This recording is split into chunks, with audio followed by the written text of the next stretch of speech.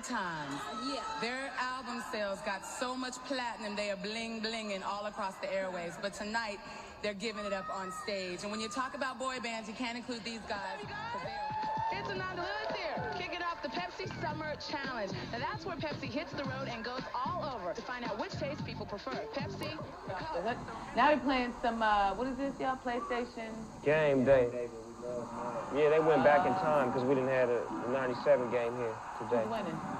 Warren G putting hands on Nate Dogg. Time to get our groove on.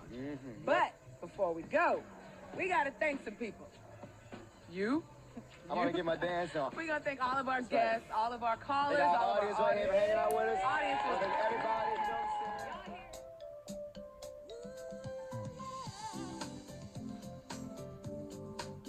Let's come together. It's time to talk a while. Hi lovely people, welcome back to my channel. For my first revisiting video of the year, I want to highlight a 90s icon and staple in the music and entertainment industry, Ananda Lewis. I have been wanting to do this video for a very long time because I absolutely love Ananda, but those of you who are old enough to remember recall seeing her beauty and infectious energy as a familiar face on BET and MTV. So today, we are going to take a look back at the legendary career of one of the most notable hosts on television. Ananda was born on March 21st, 1973 in Los Angeles. When she was 2 years old, her parents Yvonne and Stanley divorced, and Ananda's mom took Ananda and her sister to live in San Diego to be near Ananda's grandmother. While in San Diego, this marked the beginning of the strained relationship she developed with her parents, specifically her mother. While her father remarried, Ananda barely saw him growing up, and after the divorce, Ananda noticed her mother did the most sacrificing. The pain from the divorce resulted in Ananda's mother taking a lengthy trip to Europe for months, which left Ananda and her sister in the care of their grandmother. Ananda spoke in 2001 about how this impacted her life when she said her relationship with her parents has been difficult or non-existent, but she was motivated to heal from the trauma over the years. She said, "Recently, I've been rebuilding my relationship with my mom, which was pretty much destroyed during my adolescence, but she and I got to talk when I was home not too long ago. It was funny to be sitting down talking to her like I'm talking to you because I never had that much respect for my mom." When Ananda was 8, she entered the Little Miss San Diego beauty pageant, in which she recalls this event as her very first design experience. She said, "The first and last pageant I was ever in, I danced to the song Ebony and Ivory, and I wore one white shoe and one black shoe, and my grandma sewed together a pair of tights with one white side and one black side, and a leotard and tutu was one white side and one black side." Ananda eventually won this pageant, which earned her a talent agent and several TV spots and theater productions. From 4th through 12th grade, Ananda enrolled in San Diego School of Creative and Performing Arts, where she studied theater, photography, and dance, which Ananda later noted how the teachers created a nurturing environment which aided to her early success in her career. Ananda craved the change of scenery and was enamored by the atmosphere of Howard University, as she mentioned she really desired to be surrounded around more Black people. 3,000 miles away at Howard in Washington, D.C., Ananda majored in history and minored in theater, and she supported herself financially as she earned several swimming scholarships. She worked in the Dean of Student Affairs and was a member of the swim team, a model of the homecoming fashion shows, and even made an impromptu cameo in the R&B group Shy's video for Baby I'm Yours. Although her family pushed her to become a lawyer, Ananda aspired to become a teacher.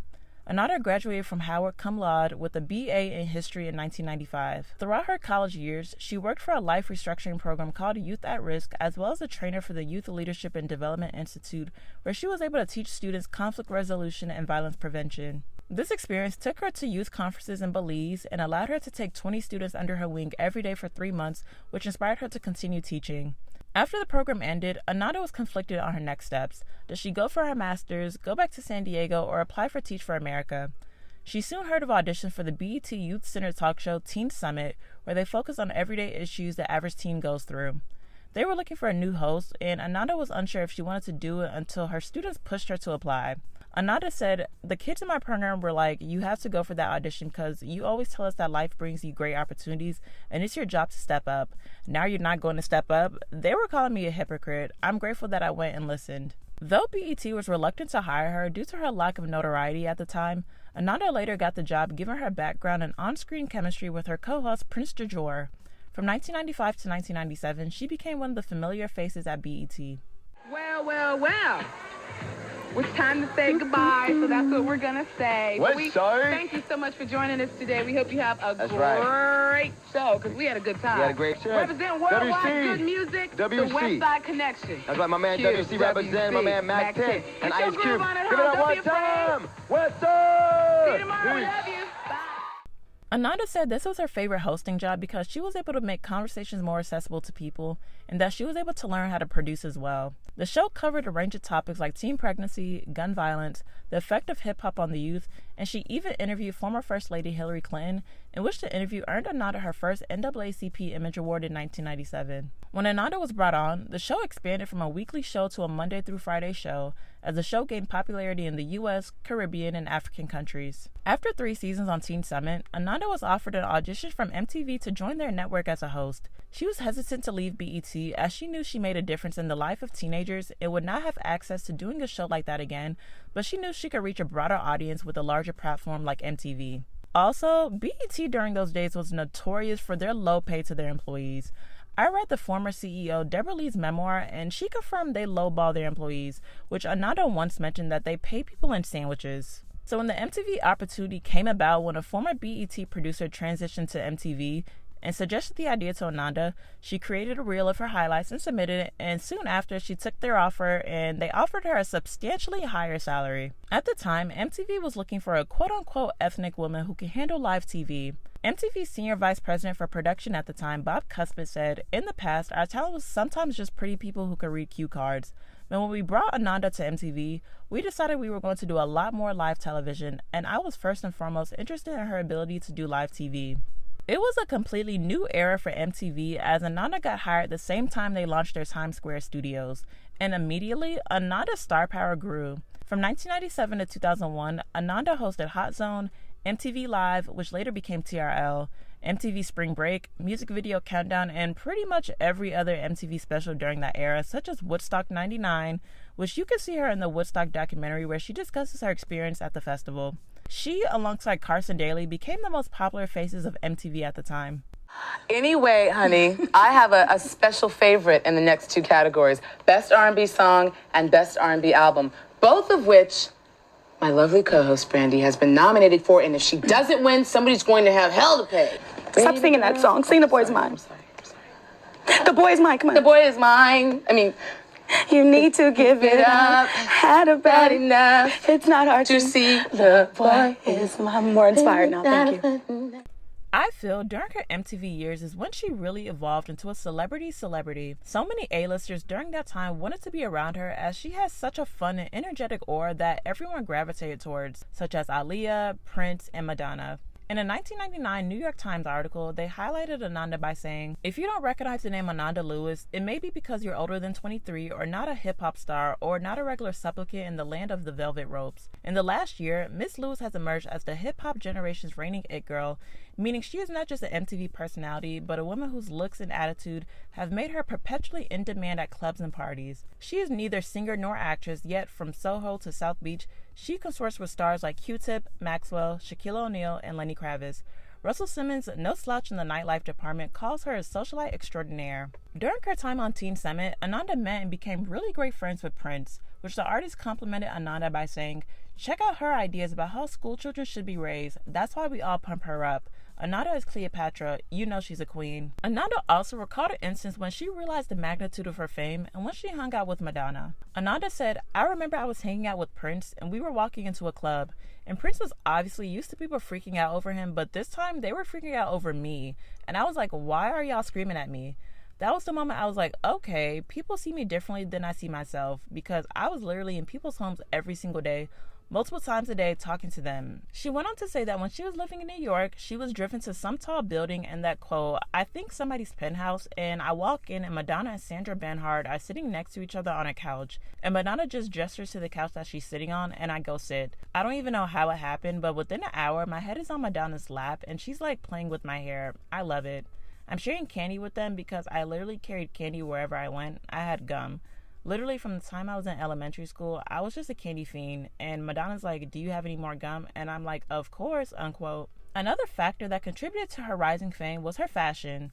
Ananda had features in Vogue, WWD, New York Post, and Allure, where she was also asked about her unique styles and pairings. MTV and her stylist usually allowed her to wear whatever she wanted, so she was able to experiment to become a fashion icon. Ananda once said, "Girls say to me, I love your style. Where do you get this and where do you get that?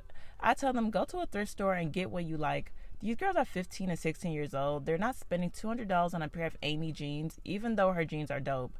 If you're that young, you shouldn't be saving up allowance to buy one pair of jeans when you could buy half of a store full of thrift store stuff and fuck it out yourself for the same amount." I bought a really cute jacket at Target the other day. Don't knock a store just because it's like Walmart. You have to keep an open mind about things, like these sunglasses. They were $10 at Rite Aid. The sunglasses aisle is the first place I go in a drugstore. In 2001, Ananda left MTV when she was offered the opportunity of a lifetime to host her own talk show. She made that jump as she once said evolution and metamorphosis is important to her to keep growing. King World Productions, which also launched the Rolanda Watts talk show, which I also did a video breakdown of that you should definitely check out. They hoped that the Ananda show would be a fresh and younger version of the Oprah Winfrey show and that it would help bridge the generational gap between mothers and daughters for daytime TV. The much anticipated talk show launched on September 10th, 2001 and aired weekdays at 3 p.m. on NBC and was available in 93% of the country. Eventually, the show was canceled after one season, but that was great news for Ananda as she absolutely could not tolerate the show anymore. She knows this experience as a crash course into the politics of television, and unlike Teen Summit, she was given zero input on the production and direction of the show. She hated the fact that her name was on something and she was never asked for her opinion on anything. During this time, Ananda was 26 or 27, and looking back, she felt she was too inexperienced to deal with the pressures of it all. Ananda said, "I also wish I had stopped the people that wanted me to do the talk show and said, not yet, it's a little too early to do this. It was overkill for me. I had so many issues with stalkers and negative energy coming towards me from that attention. It was too much for me. I broke in certain ways and I went into self-survival mode and said, this has to go." She went on to say that everything came to a stop when her grandmother got sick and she dropped everything, stopped answering phone calls, cut everyone off from the talk show, changed her number, and went back to San Diego to take care of her for the final 2 years of her life. She said, 3 months before the show shut down, my grandma was having a personal emergency and I was 3,000 miles away. She was in her 80s at the time and needed help. So I feel like this woman who sacrificed me to have a childhood that was stable and full of happiness and love, I wasn't going to let her just be left hanging. I was completely unhappy with this talk show. I felt like I was drowning, so I packed everything and went to my grandma's home and took care of her for the last 2 years of her life. During the prime of her TV hosting years, Ananda said that she became a closet smoker and struggled with alcoholism, but she hid those addictions as she did not want to taint her image with those habits. In 2004, she returned to TV to become a correspondent on The Insider, which is a spinoff to Entertainment Tonight, but she ended up leaving the show as she was not comfortable reporting gossip on the lives of celebrities and people she actually knew. Over the last couple of years, she was a co-host on the A&E show America's Top Dog, TLC's The Unexpected and While You Were Out, and more recently owned networks Rebuilding Black Wall Street. After her grandmother passed, Ananda moved to LA, did a few hosting gigs and a radio show, but said she fell out of love with TV. Growing up, she saw her grandmother fix everything around the house, and she encouraged Ananda to fix anything that she broke. One day, Ananda wanted to install a shoe rack, but she grew frustrated that she was unsuccessful, and then later decided she wanted to pursue carpentry as a full-time career in 2010. She said, quote, "I started to search and I ended up on Los Angeles Trade Technical College website, and I felt this swelling in my heart. I don't know how to describe it. My heart filled up with gold. I started registering for classes, and before I knew it, I was on my way to getting a degree in carpentry. I graduated 2 years later with an associate in science degree with a 4.0 GPA. Ananda shares snippets of her carpentry projects on her Instagram, but one of my favorites was when she shared her kitchen banquette project, which turned out amazing. This stage of her life inspired her to start her nonprofit. Ananda said, "It's a nonprofit that does renovations for free for single moms and the elderly. Single moms need help, and there's a lot of help out there for single moms in many ways, but when it comes to the place where they come home with their kids, that's where I want to have the biggest impact." In more recent years, on the first day of Breast Cancer Awareness Month in October 2020, Ananda shared that she was diagnosed with stage 3 breast cancer in 2019. When she found out, she said she was not stressed or fearful, but immediately rushed into a proactive mindset and wanted to limit her stressors as much as possible. Naturally a private person, she did not tell many family and friends, but decided to share with the world as she wanted to encourage and empower women to take control of their health and started getting routine mammograms. Throughout this journey, she opted for holistic treatment as opposed to the traditional chemotherapy radiation treatments because she saw what her mom went through during her cancer journey and felt it was not the best route for her mom or herself. She has completely changed her diet around and is on a strict keto diet. She has also started a workout group with fellow women to help regulate their hormones by exercising 15 to 30 minutes a few times a week to hold each other accountable. Though this journey has been slow, she has been able to go down to a stage 2 level through her holistic treatment. Nowadays, Ananda is fully engulfed in being a mom to her 12-year-old son, being an entrepreneur as she has a t-shirt line and is a narrator for Audible, in addition to being a lifestyle content creator on Instagram by sharing various health tips and DIY activities and sharing archived footage from her Teen Summit days. Ananda has always been an inspiration in the world of public figures because she has seemingly always been 100% herself while building an incredible resume and forging friendships with the Hollywood elite. She has opened so many doors for other VJs in the music industry and is an undeniable cultural and fashion icon. Watching her interviews to this day is a favorite pastime of mine because she has a great skill of being transparent but maintaining her privacy because we honestly still don't know much about her personal life from back in the day unless she tells us. Let me know in the comments how you were all introduced to Ananda and what are your thoughts on her iconic career. Can you think of any other television host who has had her level of notoriety and impact, especially with teens and young adults?